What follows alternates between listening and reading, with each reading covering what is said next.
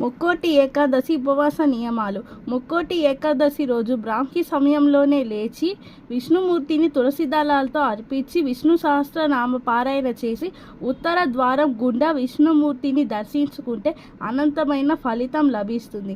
సంవత్సరానికి మొత్తం 24 ఏకాదశులు వస్తాయి. ఈ 24 ఏకాదశిలలో ఉపవాసం ఉండడానికి కుదరని వాళ్ళు ఈ ముక్కోటి ఏకాదశి రోజు భక్తి శ్రద్ధలతో ఉపవాసం ఉన్నట్లయితే ఈ అన్ని 24 ఏకాదశి ఉపవాసం ఉన్న ఫలితం వస్తుందని పురాణాలు చెబుతున్నాయి.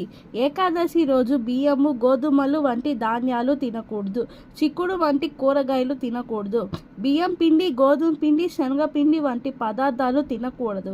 ఏకాదశి రోజు పాపపురుషుడు ధాన్యం నందు నివసిస్తాడు కాబట్టి మనం వాటిని తినకూడదని పురాణాలు చెబుతున్నాయి.